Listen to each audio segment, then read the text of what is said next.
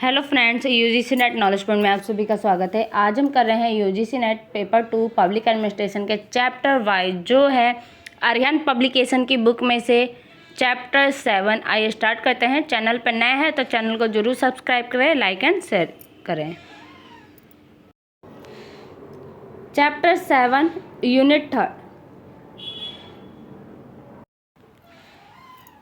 3 chapter 7 केंद्रीय संघीय प्रशासन, सेंट्रल एडमिनिस्ट्रेशन। भारत का लोकतांत्रिक प्रशासन संघ सरकार एवं राज्य सरकार में विभाजित है। संघ सरकार के अंतर्गत राष्ट्रपति, प्रधानमंत्री, मंत्रिपरिषद की महत्वपूर्ण भूमिका होती है। इनसे संबंधित प्रमुख प्रावधान संविधान में वर्णित है। राज्य एक ऐसी निराकार संस्था है जिसके द्वारा कोई कार्य स्वयं नहीं किया जा सकता। राज्य का सर्वाधिक महत्वपूर्ण तत्व सरकार है और राज्य अपनी संप्रभु शक्ति का प्रयोग सरकार के माध्यम से ही करता है। सरकार से हमारा आशय उन समस्त व्यक्ति, संस्थाओं एवं साधनों से होता है जिसके द्वारा राज्य की इच्छा की अभिव्यक्ति की जाती है।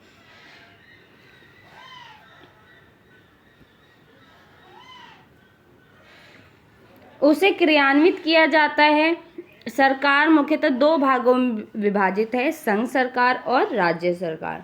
संघ सरकार को भारत सरकार तथा केंद्रीय सरकार के रूप में जाना जाता है, जिसमें राष्ट्रपति, प्रधानमंत्री व मंत्रिपरिषद इत्यादि शामिल हैं। वहाँ राज्य सरकार में राज्यपाल, मुख्यमंत्री समेत मंत्रिमंडलीय विभाग आदि शामिल है। संघ व राज्य सरकार तीनों अंगों कार्यपालिका, विधायिका, न्यायपालिका के अंतर्गत काम करती है। जो संघ सरकार किसके अंदर काम करती है? संघ और राज्य सरकार कार्यपालिका, विधायिका, न्यायपालिका के अंडर में। राष्ट्रपति, प्रेसिडेंट, अनुच्छेद 52 के अनुसार भारत का एक राष्ट्रपति होगा। संघ की कार्यपालिका शक्ति राष्ट्रपति में निहित होगी। किसकी? कार्यपालिका की शक्ति। वह इसका प्रयोग संविधान के अनुसार स्वयं या अपने अधीनस्थ अधिकारियों के द्वारा करेगा। भारतीय संसदीय प्रणाली में ब्रिटेन की साम्राज्य की भांति भारत का राष्ट्रपति कार्यपालिका का केवल औपचारिक प्रधान होता है, परंतु ब्रिटेन की भांति यह वंशानुगत नहीं होता और भारत का राष्ट्रपति का निर्वाचन होता है।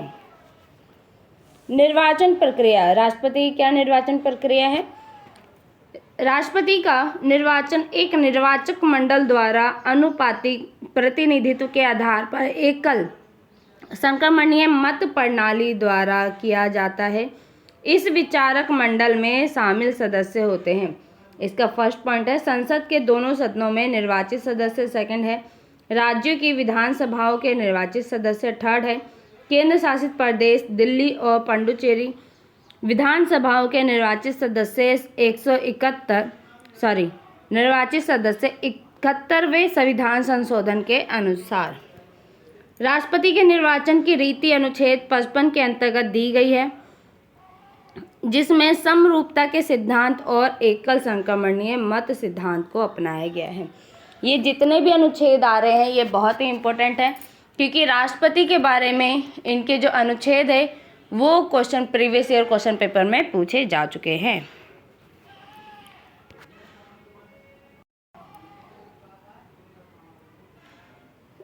समरूपता का सिद्धांत। इसके अंतर्गत प्रत्येक संसद सदस्य और विधानसभा के सदस्य के मत को एक मूल्य दिया जाता है। ये राष्ट्रपति के पद के परिसंघीय चरित्र को रेखांकित करने का प्रयास है। निम्न प्रक्रिया के द्वारा संसद सदस्यों के मत मूल्य तथा राज्यों की विधानसभा के मत मूल्य को निर्धारित किया जाता है।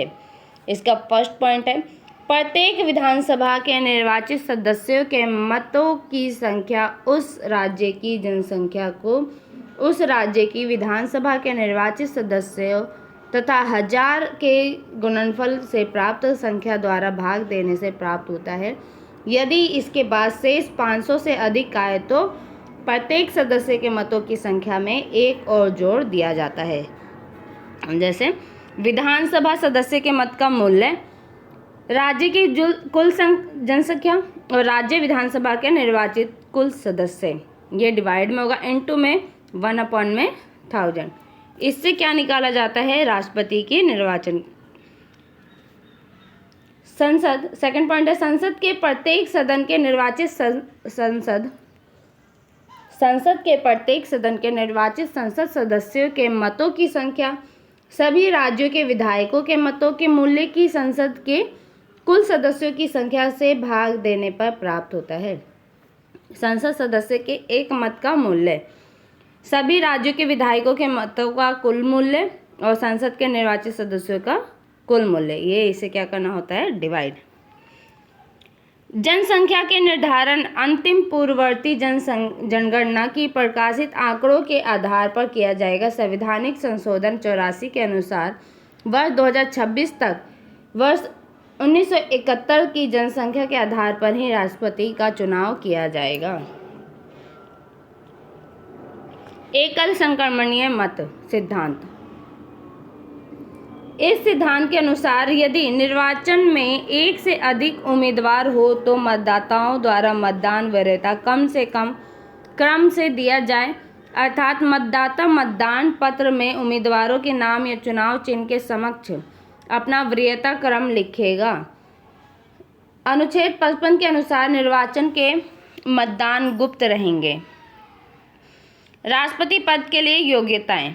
अनुच्छेद 58 के अनुसार राष्ट्रपति पद के चुनाव के लिए कोई भी व्यक्ति योग्य होगा यदि वह भारत का नागरिक हो, 35 वर्ष की आयु पूरी कर चुका हो, लोकसभा का सदस्य चुने जाने के योग्य हो, वह भारत सरकार या किसी राज्य की सरकार के अधीन अथवा किसी सार्वजनिक प्राधिकरण के लाभ के पद पर न हो, एक वर्तमान राष्ट्रपति या उपराष्ट्रपति, किसी राज्य या राज्यपाल और संघ अथवा राज्य का मंत्री किसी लाभ के पद पर नहीं माना जाता है। इस प्रकार वह राष्ट्रपति पद के लिए अर्ह उम्मीदवार होता है। राष्ट्रपति उम्मीदवार के लिए निर्वाचक मंडल के 50 सदस्य प्रस्तावक के रूप में, 50 सदस्य अनुमोदक के रूप में आवश्यक माने जाते हैं। राष्ट्रपति चुनाव से संबंधित विवाद। क्या विवाद है? राष्ट्रपति चुनाव से संबंधित सभी विवादों की जांच और फैसले उच्चतम न्यायालय में होता है तथा उसका फैसला अंतिम होता है। राष्ट्रपति के चुनाव को निर्वाचक मंडल अपूर्ण होने के आधार पर चुनौती नहीं दी जा सकती। यदि उच्चतम न्यायालय द्वारा किसी व्यक्ति की राष्ट्रपति के रूप में नियुक्ति को अवैध घोषित कर दिया जाता है तो उच्चतम न्यायालय की घोषणा से पूर्व उसके द्वारा किए गए कार्य अवैध नहीं माने जाएंगे तथा प्रभावी बने रहेंगे। पदावधि, महाभियोग व पद रिक्तता।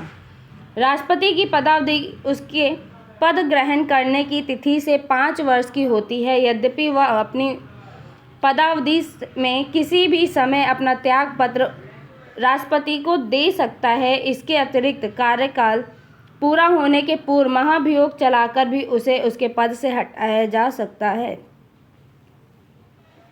जब तक उसका उत्तराधिकारी पद ग्रहण न कर ले।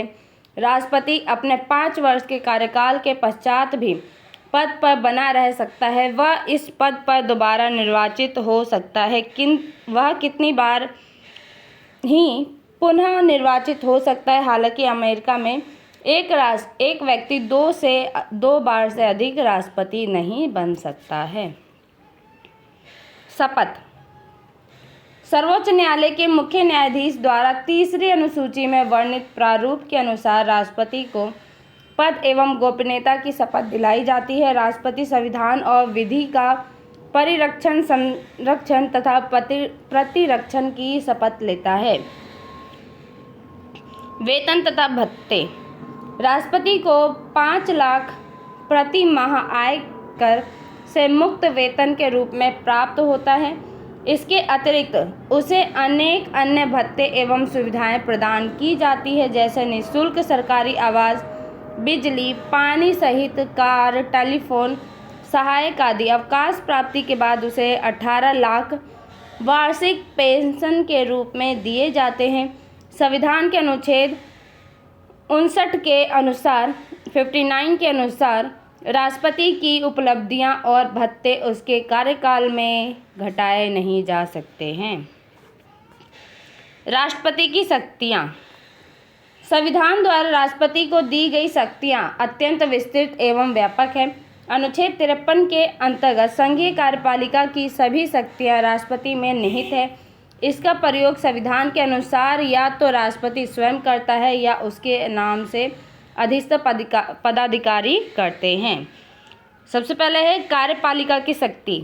राष्ट्रपति देश का कार्यकारी अध्यक्ष है तथा संघीय सरकार के सभी कार्यकारी निर्णय राष्ट्रपति के नाम पर लिए जाते हैं।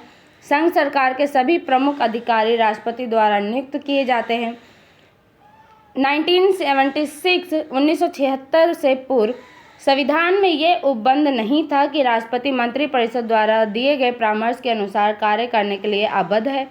उच्चतम न्यायालय द्वारा निर्देशित कुछ मामलों को छोड़कर राष्ट्रपति को किसी भी मामले में अपने विवेकानुसार कार्य करने की स्वतंत्रता प्रदान नहीं की गई है। राष्ट्रपति की कार्यपालिका संबंधी शक्ति को 3 प्रमुख भागों में बांटा जा सकता है। इसका फर्स्ट पॉइंट है मंत्रिपरिषद का गठन। अनुच्छेद 74 के अनुसार राष्ट्रपति संघ की कार्यपालिका शक्ति के संचालन में सहयोग देने के लिए मंत्रिपरिषद का गठन करता है। लोकसभा में बहुमत प्राप्त दल के नेता को राष्ट्रपति द्वारा प्रधानमंत्री नियुक्त किया जाता है। प्रधानमंत्री किसी भी सदन का सदस्य हो सकता है, लेकिन मंत्रिपरिषद लोकसभा के प्रति उत्तरदायी होती है। अतः राष्ट्रपति को यह अधिकार है कि यदि लोकसभा में बहुमत प्राप्त दल द्वारा किसी ऐसे व्यक्ति को अपना नेता चुना जाता है जो संसद के किसी भी सदन का सदस्य नहीं है, तो राष्ट्रपति उसे प्रधानमंत्री नियुक्त कर सकता है, परंतु उस व्यक्ति को 6 माह के अंदर संसद का सदस्य होना पड़ता है। इसी तरह प्रधानमंत्री की सलाह पर राष्ट्रपति ऐसे व्यक्ति को मंत्रिपरिषद में शामिल कर सकता है जो संसद सदस्य नहीं है। यदि ऐसा व्यक्ति मंत्रिपरिषद में शामिल किया जाता है तो उसे 6 माह के अंदर संसद के किसी भी सदन का सदस्य बनना पड़ता है। नेक्स्ट है आयोगों का गठन।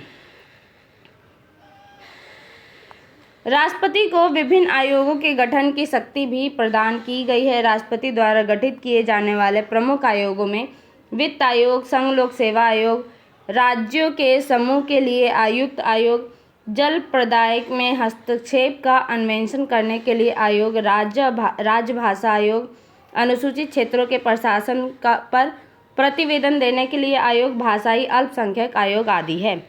नेक्स्ट है नियुक्ति संबंधी अधिकार।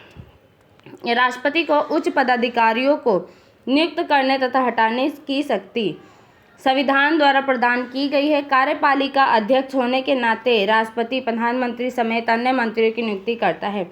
इसके साथ साथ राष्ट्रपति निम्नलिखित पदाधिकारियों की भी नियुक्ति करता है। भारत का नियंत्रक एवं महालेखा परीक्षक, भारत का महान्यायवादी, उच्चतम न्यायालय के न्यायाधीश, राज्यों के उच्च न्यायालयों के न्यायाधीश, राज्यों के राज्यपाल, मुख्य निर्वाचन आयुक्त, संघ लोक सेवा आयोग के अध्यक्ष एवं अन्य सदस्य राष्ट्रपति अपने द्वारा नियुक्त अधिकारियों एवं पदाधिकारियों को पदमुक्त भी कर सकता है।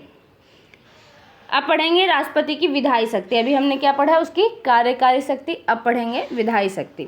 राष्ट्रपति अपने विधायी शक्तियों का प्रयोग मंत्रियों के परामर्श पर ही कर सकता है। संविधान द्वारा राष्ट्रपति को निम्न विधायी शक्तियां दी गई है। संसद से संबंधित शक्तियां क्या है?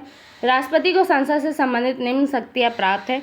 इसका फर्स्ट पॉइंट है राष्ट्रपति को लोकसभा के लिए प्रत्येक साधारण निर्वाचन के पश्चात प्रथम सत्र के आरंभ में एक साथ समवेत संसद के दोनों सदनों में अभिभाषण करने की शक्ति प्रदान की गई है।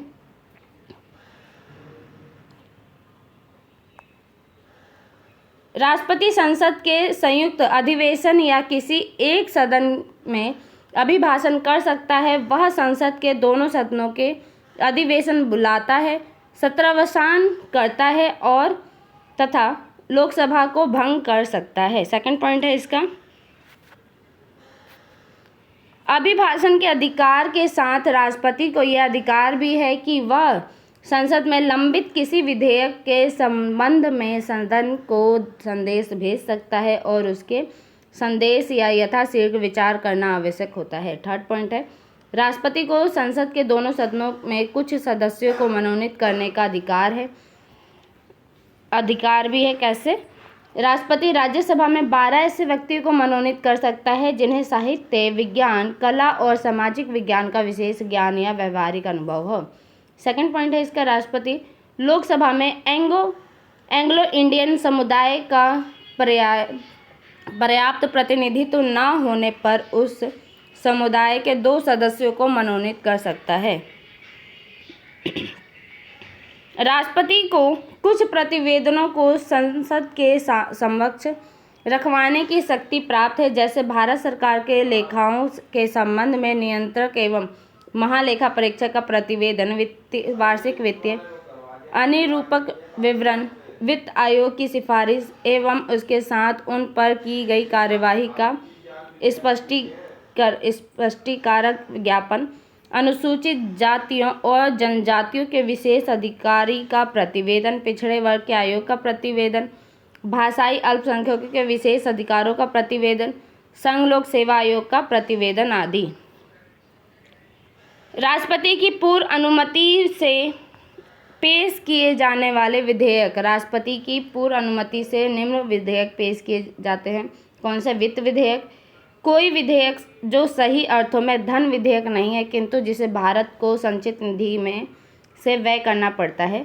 थर्ड है इसका, नए राज्यों के निर्माण अथवा वर्तमान राज्यों की सीमाओं में परिवर्तन संबंधी विधेयक। ऐसे विधान की सिफारिश करने की अन्य शक्ति राष्ट्रपति को दी गई है जिससे वह ऐसा प्रारंभ करने के पूर्व प्रभावित राज्यों के विचार प्राप्त कर सके। नेक्स्ट पॉइंट है, जिसे कराधान से राज्य का हित हो उस कराधान पर प्रभाव डालने का विधेयक। और लास्ट है, अनुच्छेद 304 के अनुसार व्यापार की स्वतंत्रता पर निर्बंध अधिरोपित करने वाले राज्य विधेयक।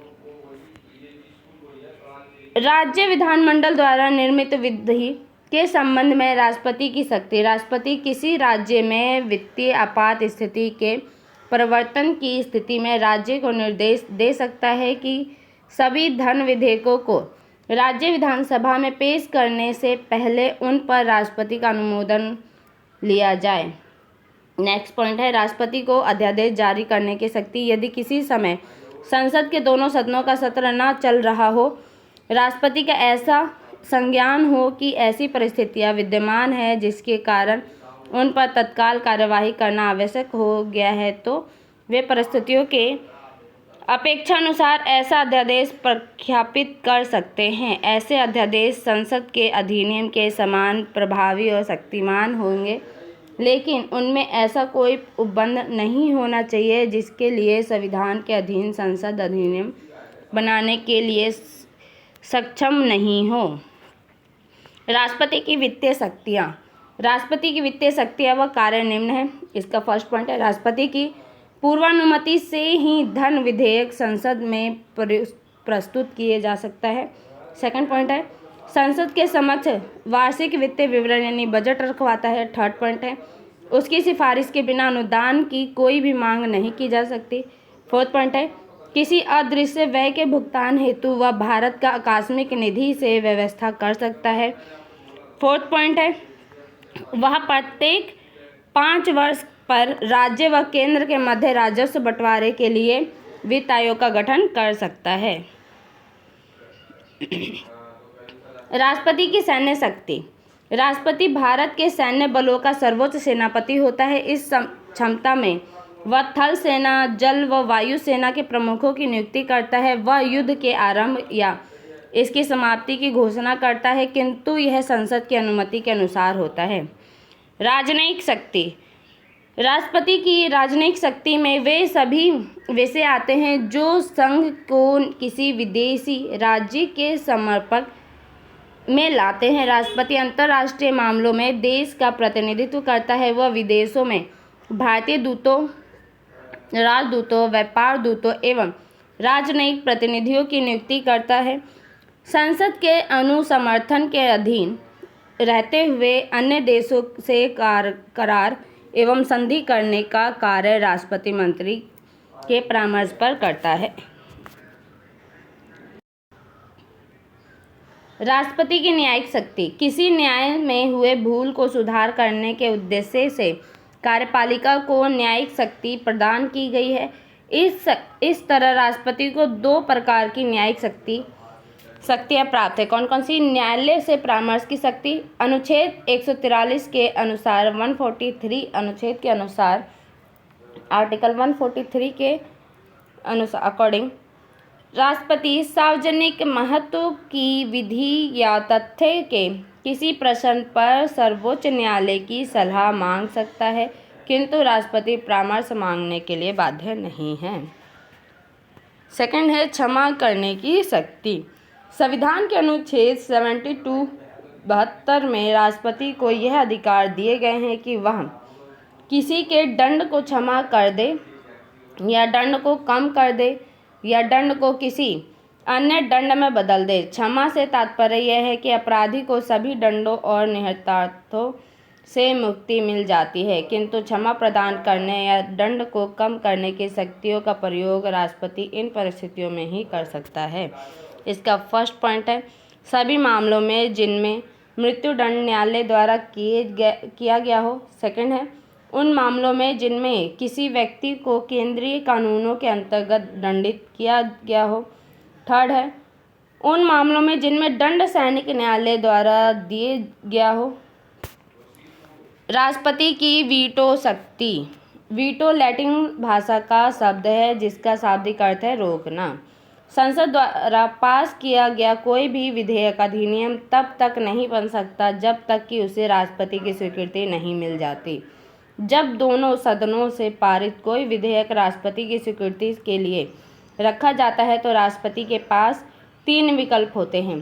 फर्स्ट, वह विधेयक को अपनी अनुमति दे सकता है, या सेकंड, विधेयक पर अपनी अनुमति को सुरक्षित रख सकता है, या थर्ड, वह विधेयक यानी जो यदि धन विधेयक नहीं है तो संसद के पास पुनः विचार हेतु वापस कर सकता है, किंतु यदि संसद इस विधेयक को पुनः बिना किसी संशोधन अथवा संशोधन करके राष्ट्रपति के सामने प्रस्तुत करे तो राष्ट्रपति को अपनी अनुमति देनी ही होगी। इस प्रकार संसद द्वारा पारित विधेयक के संबंध में राष्ट्रपति के पास वीटो शक्ति होती है। राष्ट्रपति को ये शक्ति प्रदान करने के 2 कारण हैं। फर्स्ट है किसी असंवैधानिक विधान को रोकने के लिए। सेकंड है संसद को जल्दबाजी और सतही ढंग से विचार न किए गए विधान पर बनाने से रोकना। भारत के राष्ट्रपति को निम्नलिखित प्रकार की वीटो शक्तियाँ प्राप्त है। कौन कौन सी? इसका फर्स्ट पॉइंट है अत्यधिक वीटो, एब्सोल्यूट वीटो। जब राष्ट्रपति किसी विधेयक को अनुमति न दे तो वह विधेयक समाप्त हो जाता है।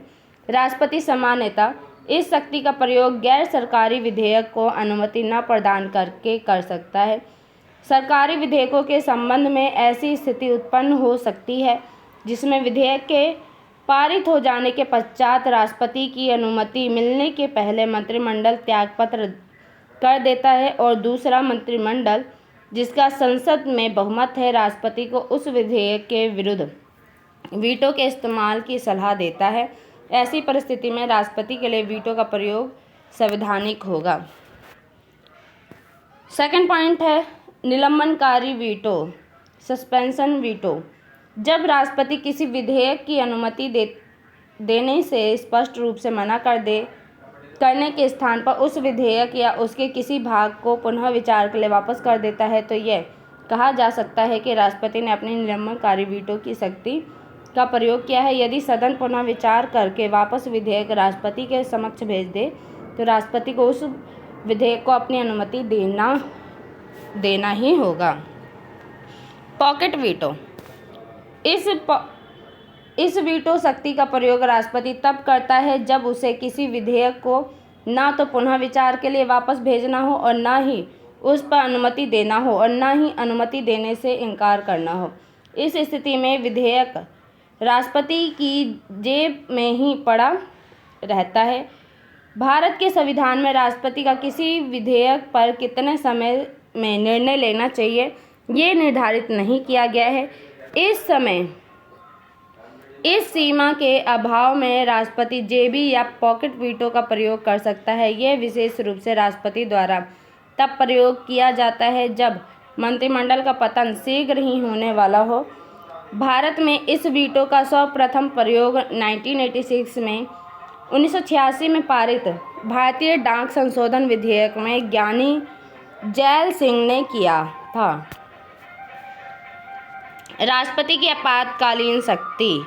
भारतीय संविधान में राष्ट्रपति को एकता व अखंडता के अनुरूप संकटकालीन शक्तियाँ प्रदान की गई है।